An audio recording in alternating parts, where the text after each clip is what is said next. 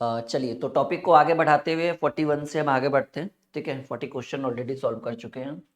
दो संख्याएं 3:4 के अनुपात में है और इनका लघुत्तम समापवर्त जिसको हम लोग एलसीएम बोलते हैं 180 है।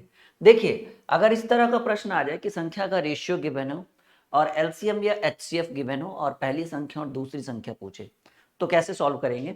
अगर इस तरह के प्रश्न आ जाए तो आप संख्या को क्या मान लीजिए, एक्स मान लीजिए।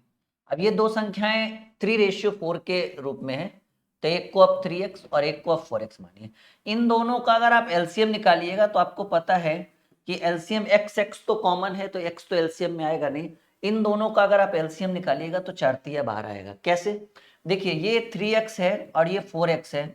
अगर इसका एलसीएम निकालिएगा तो x कॉमन है, तो यहाँ 3 बच गया और यहाँ 4 बच गया। ठीक है, तो ऐसे कंडीशन में आपका जो एलसीएम होगा उसमें x का कोई भागीदार नहीं रहेगा, आप एलसीएम को ले सकते हैं 12।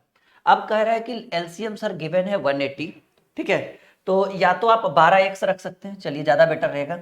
एलसीएम को ले लेंगे 12। कोई अगर सोच रहा है कि 12x स्क्वायर होगा, ऐसे नहीं होगा। देखिए अभी हम क्लियरली 4 और 3 हमने लिया, 4x और 3x लिया, तो x बार में हमने इसको लगा दिया, तो यहाँ 4 और 3 बचेगा।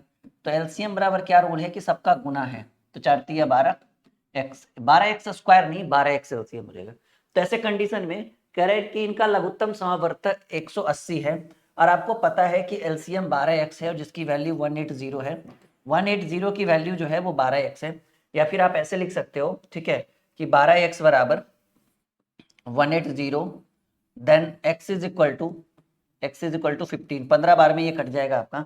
तो अब सवाल है कि जब ये 15 बार में सर हमें x की वैल्यू निकल ही चुका है, तो पहली संख्या जो 3x है, पहली संख्या 3x है ना, तो 3x यानी 3। ठीक है, 3x यानी 3 और गुने x की वैल्यू हमें 15 गिवन है, तो x इज इक्वल टू 45, जो हमारे प्रश्न में बी ऑप्शन को डिनोट करे। बहुत ही सिंपल है। अगर किसी बच्चे के मन में चल रहा है कि सर एलसीएम 12x स्क्वायर होगा, तो गलत है बाबू।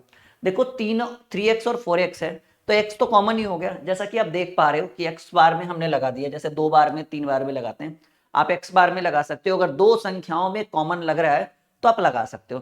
तो फाइनली हमारा एलसीएम जो आया वो 12x आया। अगर किसी बच्चे के मन में चल रहा है कि एलसीएम 12x होगा, क्योंकि अभाज्य संख्याओं का गुणनफल एलसीएम होता है, तो 3x और 4x का एलसीएम निकालिएगा तो 12x स्क्वायर, ये आपके मन में चल रहा है, बिल्कुल गलत होगा। क्योंकि सर ये ध्यान दीजिए कि x दोनों जगह कॉमन है। छोटे छोटे पॉइंट्स हैं जो आपके लिए बहुत इंपॉर्टेंट है। बड़े बड़े टॉपिक्स तो हर बच्चा सॉल्व कर लेता है, जो छोटी छोटी बातें हैं जो आपको समझना बहुत जरूरी है। चलिए, तीन संख्याएं 1 2 4 के अनुपात में इनका गुणनफल 125 है। देखिए, तीन संख्याएं हैं, मैं पेन का कलर चेंज कर लेता हूँ, वरना जो कलर का क्वेश्चन है वही कलर का आंसर होगा तो थोड़ा सा परेशानी होगा। 1 2 3, तीन संख्याएं 1 2 और 4 के अनुपात में है।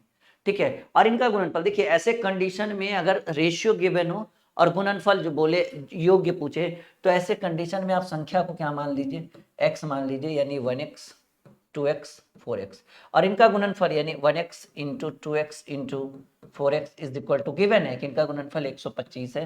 तो 4 दूनी 8 और x गुने x गुना में घात जुटता है, तो तीनों के ऊपर पावर 1 था। 8x cube equal to 125 and x cube equal to 125 divided by and x is equal to, ये घनमूल हो जाएगा, ठीक है, 125/8 then x is equal to 125 का घनमूल 5 × 25 = 125, ये 5 हो जाएगा, और 8 का घनमूल 2 दूनी 4 दूनी 8, यानी x is equal to 5/2। This is the right answer of this question. ये बहुत ही सिंपल वे में, लेकिन ये प्रश्न नहीं पूछ रहा है, प्रश्न पूछ रहा है इसमें से मध्य वाली संख्या, और मध्य संख्या की बात कर रहा है। आपसे ये नहीं पूछ रहा है कि x का मान क्या है। मध्य संख्या यानी मध्य में सर ये है 2x है, यानी 2 इंटू एक्स की वैल्यू हमें मिल चुका है 5/2, एंड 2 से 2 कैंसिल हो गया। मध्य वाली संख्या सर जी बी, ये भी बी को ही डिनोट करेगा। 5 इज द राइट आंसर। देखिए, बहुत ही कॉन्सेप्ट मैं आपको प्रोवाइड करूंगा, दोबारा आपको जीवन में कभी रेशियो पढ़ने की जरूरत नहीं पड़ेगी। इस सीरीज को अगर आप ज्वाइन करते हैं, अगर आप हमारे साथ पढ़ते हैं, ठीक है, फिर आपका बुक सॉल्यूशन हम करवाएंगे, बिल्कुल परेशान मत होइए। आपका बुक सॉल्यूशन एक एक, जैसे 2 बुक हमने अपने माइंड में सोच रखा है, एक RS अग्रवाल थर्ड राइटर, एक SD यादव।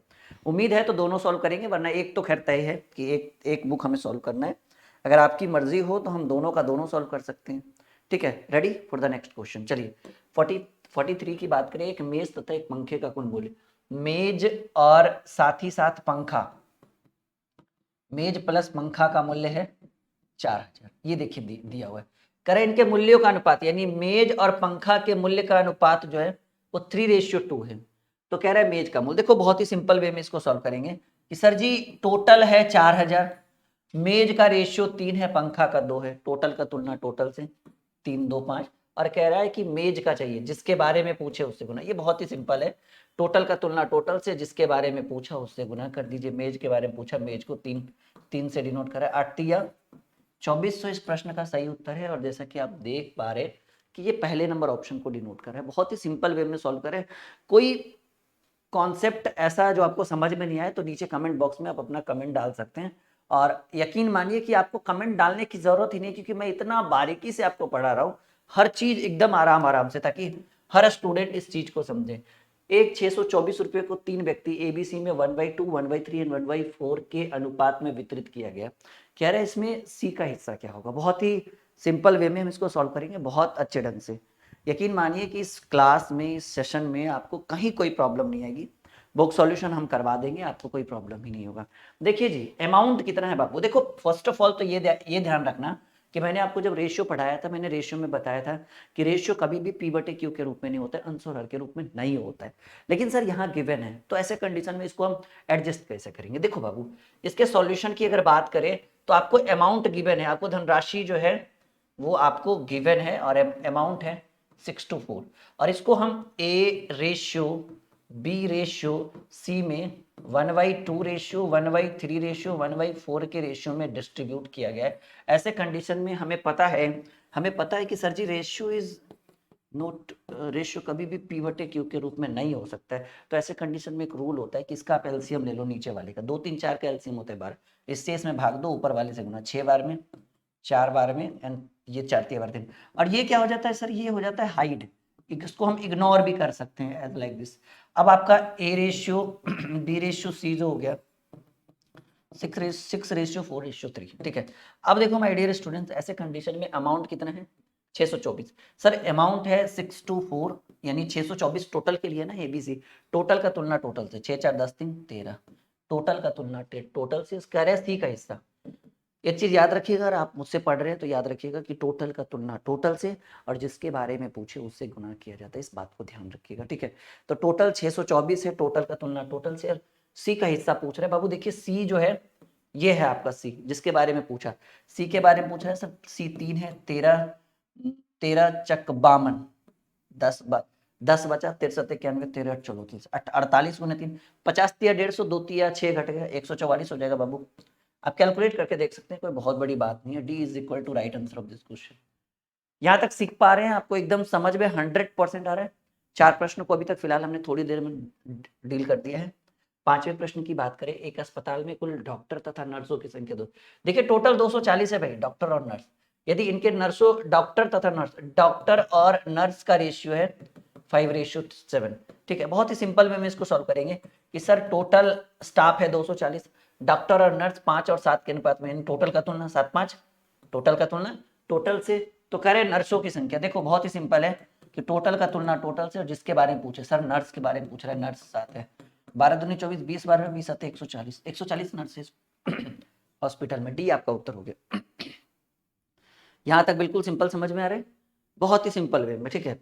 चलिए 46 की बात करें, 740 रुपए को एबीसी में इस प्रकार बांटा गया कि ए का भाग बराबर बी का 3/4 भाग। तो इसमें बी का भाग सी के भाग से ए का, ओहो टाइपिंग गलत है जी, माफी चाहेंगे इस प्रश्न के लिए, रॉन्ग टाइपिंग, सही ढंग से टाइपिंग नहीं किया हुआ है, इस कारण से हम इसका प्रश्न का सॉल्व नहीं कर सकते हैं। हाँ एक बार अगर मैं देख लूं तो मैं सॉल्व कर दूंगा कि इसका प्रश्न है क्या। अगर आप मुझे 10 सेकंड का टाइम देते हैं तो मैं इसका सॉल्यूशन क्वेश्चन देख लेता हूँ, फिर मैं इसको सॉल्व कर देता हूँ, ठीक है, कि टाइप है क्या। गिव मी 10 सेकंड ओनली, ठीक है। रेशियो 10 सेकंड का हमें समय दीजिए, 10 से 15 सेकंड का। मैं एक बार क्वेश्चन देख लेता हूँ कि है क्या ये। हाँ 700, ये ऐसे है जी, देखो मैंने बोला था ना टाइपिंग गलत है। अगर टाइपिंग सही रहे तो ऐसा कोई प्रश्न है ही नहीं जो भाई यहाँ से छूट कर चला जाए। देखिए ऐसे लिखा गया साथ ये क्वेश्चन में, कहा गया है कि 740 रुपया है और इस 740 रुपये में 740 रुपये को एबीसी में इस प्रकार बांटा गया है कि ए का भाग बटे बी का भाग, ध्यान से लिखिएगा, अपनी कॉपी में नोट करिएगा, बराबर बी का भाग बटे सी का भाग बराबर 3/4, यानी यहाँ पर बी छूट गया था और यहाँ सी छूट गया था। 740 रुपये को एबीसी में इस प्रकार बांटा गया है कि ए का भाग बटे बी का भाग बराबर बी का भाग बटे सी का भाग बराबर 3/4 हो, तो इसमें बी का हिस्सा, तो पूछ किसके बारे में रहा है थोड़ा सा ये भी मैं देख लूं, ठीक है। तो इसमें पूछ रहा है ए का हिस्सा ज्ञात करें, ठीक है।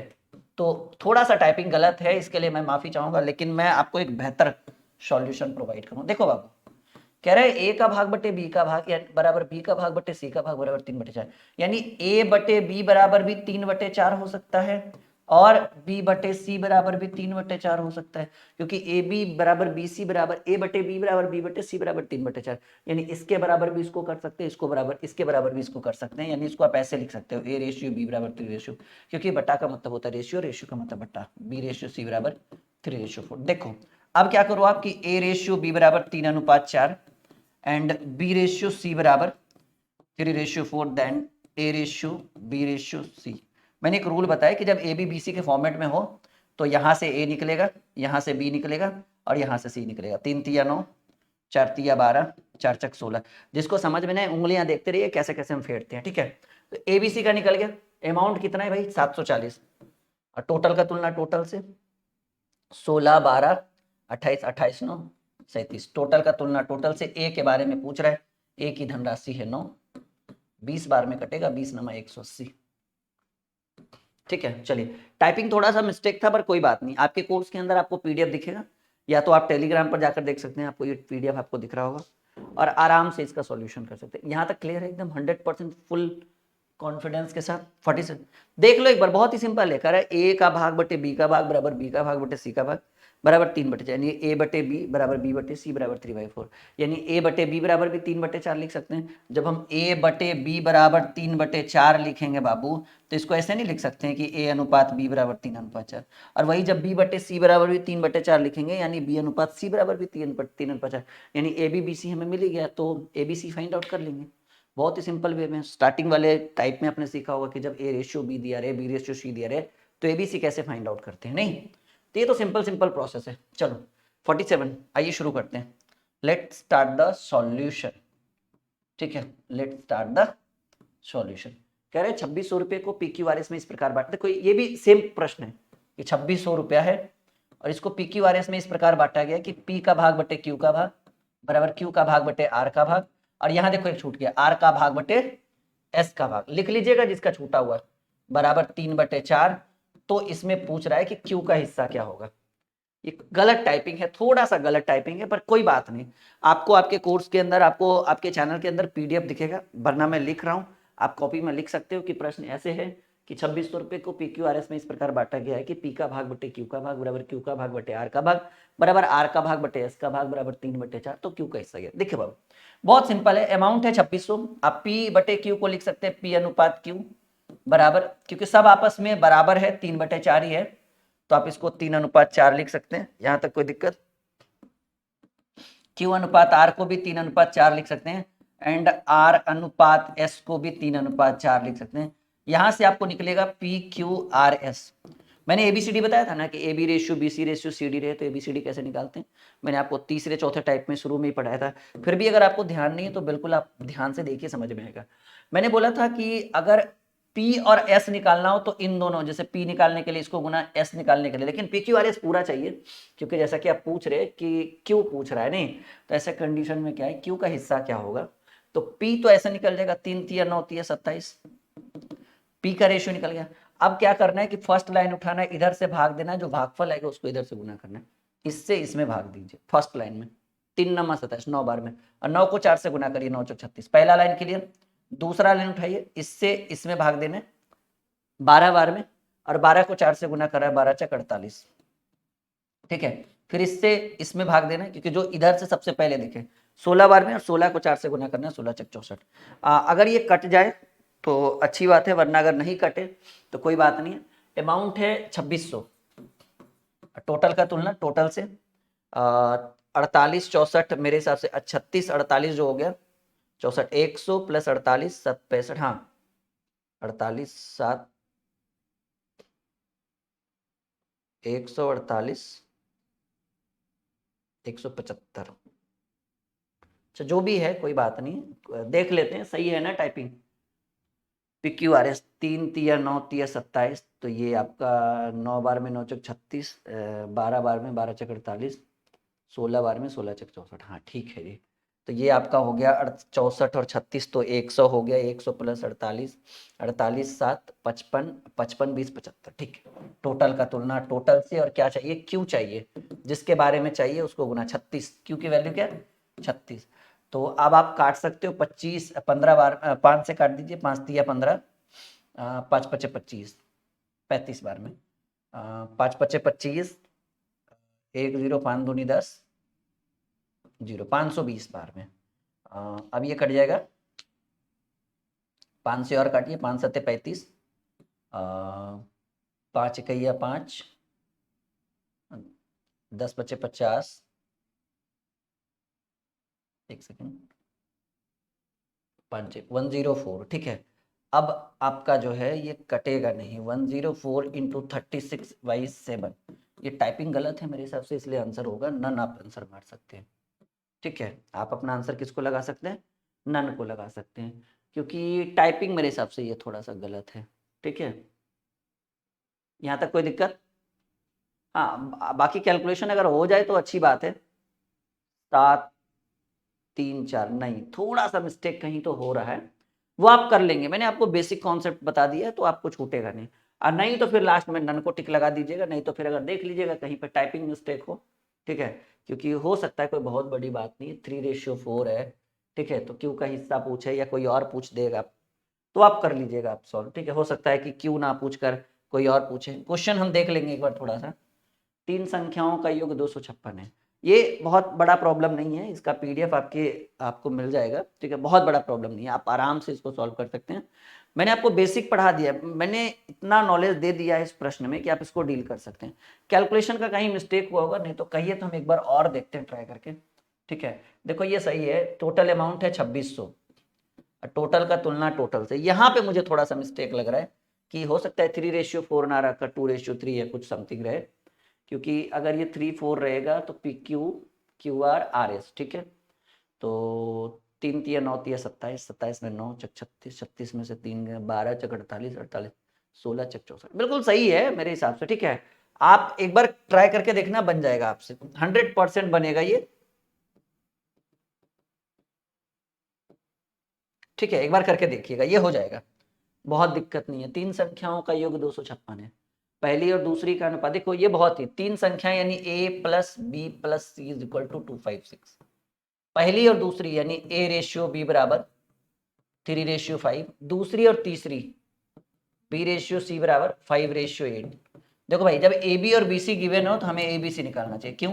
क्योंकि B की वैल्यू 5 है और इसी प्रश्न में B की वैल्यू फिर से 5 आ जाए। मतलब एक ही प्रश्न में B की, मतलब एक सिंपल सा समझिए ना कि AB और BC गिवन है, तो ABC निकालने के लिए A ऐसे निकाल सकते हैं 5 तिया 15, B ऐसे निकाल सकते हैं 5 पचे 25, और C ऐसे निकाल सकते हैं 8 पचे 40। ठीक है, ओह सॉरी 8 पचे 40, 5 से काट दीजिए, 5 तिया 15, 5 पचे 25, 40। आप आराम से काट सकते हैं। टोटल अमाउंट है 256 या 3 योग्य है 256, 8 5 13 3 16। ठीक है, टोटल का तुलना टोटल से, तो दूसरी संख्या आपसे पूछ रहा है, बी की वैल्यू चाहिए। बी की वैल्यू है सर जी 5, 16 को 16 बार में कटिएगा तो 256 आ जाएगा, 16 पचे 80। देखिए जो प्रश्न दमदार है, ऐसा है ही नहीं कि वो नहीं बनेगा, उसको बनना मजबूरी है। ठीक है, यहाँ पे आने के बाद उसको बनना ही पड़ेगा, नहीं क्यों बनेगा। हाँ, कुछ ऐसे प्रश्न है जो एकदम होते हैं ना बदमाश टाइप के, वो थोड़ा सा परेशान करता है, जैसे मतलब टाइपिंग गलत हो गया या कुछ भी इस तरह से। 3 संख्याओं का योग 464 है। देखो बहुत ही सिंपल है, A plus B plus capital और स्मॉल, कोई बहुत बड़ी बात नहीं है, 464। दूसरी एवं तीसरी, यहां देखिएगा ध्यान से, दूसरी और तीसरी का अनुपात 9 16, और पहली और तीसरी A और C का अनुपात 1 और 4। ठीक है, देखिएगा टाइपिंग अगर गलत नहीं रहेगा तो बिल्कुल सही आंसर आएगा। ऐसे कंडीशन में अब देखिए परेशान क्या करे कि पहला लाइन जिस पे खत्म है, दूसरा लाइन उस पे शुरू नहीं हो रहा है, तो ऐसे कंडीशन में आप इसको ऐसे भी लिख सकते हैं, ठीक है, कि AC को रहने दीजिए, शुरू में हम कर दिए इसको, कोई दिक्कत नहीं होगा, लास्ट में भी रहेगा तो कोई दिक्कत नहीं, शुरू में भी रहेगा तो कुछ नहीं होगा। इसको BC को हम C भी कर दिए, और C भी कर दिए तो ये भी आगे आ गया और ये पीछे आ गया। अब यहां से A, B और C, देखो बाबू ABC कैसे निकलेगा, ये C और C को गुना करिएगा तो C निकलेगा, 16 चक 64। इन दोनों को गुना करिएगा तो C निकल चुका है ऑलरेडी, A निकलेगा 16 गुने 1 16, ठीक है, और इन दोनों को गुना करिएगा तो C निकल चुका है, B निकलेगा 4 चक 16। अब आप काट सकते हैं, 1 1 16 चक 64, 1 1 4, ठीक है। टोटल अमाउंट कितना है जी, 464। टोटल का तुलना टोटल से, 4 1 5 और 1 6, किसका चाहिए, तो दूसरी संख्या B चाहिए, दूसरी संख्या 1 है, 6 6 सत्ते 42, अच्छा ऑप्शन में नहीं है, 6 चक 36, 6 सत्ते 42, ठीक है। देखो ये तो असंभव चीज है कि योग्य 464 है तो दूसरा कहां से 7000 आएगा, ठीक है। एक बार देख लेते हैं, 6 सत्ते 42, 4 0, 6 सत्ते 42, 17 पॉइंट समथिंग आएगा, यानी आप नन ऑफ दिस को टिक लगा सकते हैं, ठीक है। बहुत ही सिंपल है, आराम से इस तरह से प्रश्नों को डील कर सकते हैं। एक आध प्रश्न में टाइपिंग गलत था, पर इसको ये मत समझिएगा कि हमें नहीं आता है, मतलब आप सीख चुके हैं, इसमें कोई डाउट नहीं है, ठीक है। कुछ टाइपिंग मिस्टेक्स की वजह से अगर एक आध दो प्रश्न इधर उधर हो गया, जैसा कि अब ये वाला मुझे लग रहा है, क्योंकि ये होना तो बिल्कुल सही चाहिए था, 9 16 4, तो ये आपका हो जाएगा, ठीक है। यहां तक सीख चुके हैं। एक बार फिर से मैं अगर इसको एक बार देखूं ट्राई करके, ठीक है, एक बार और मैं इसको ट्राई करके देखता हूँ, गिव मी 10 सेकेंड, 10 सेकेंड एक बार और आप मुझे दीजिए। अगर मैं ऐसे ही रहने दूं, एडजस्ट करके जैसे था वैसे ही, BC बराबर 9 16 ही रहने देते हैं, और इसको आगे कर देते हैं, CA लिख देते हैं। ये मेरे हिसाब से देखो 1 4 ना रखकर 11 4 होना चाहिए था, इस कारण से इसको CA कर दिए तो ये 4 1 हो गया। अब यहाँ से A B और C देखते हैं, अगर सेम ऑप्शन है, सेम 1 1 4 आएगा तो फिर तो कोई दिक्कत ही नहीं है। देखो बाबू, अगर इन दोनों को गुना करेंगे तो C निकलेगा 16 चक 64, ठीक है, यहाँ तक कोई दिक्कत नहीं। इन दोनों को गुना करेंगे तो B निकलेगा। अच्छा हाँ, थोड़ा सा तो माइनर मिस्टेक लग रहा है मुझे, यहां से गुना करेंगे तो B निकलेगा 9 चक 36, और यहां से गुना करेंगे तो A निकलेगा, हाँ जी हाँ जी, 16 36 64, ठीक है।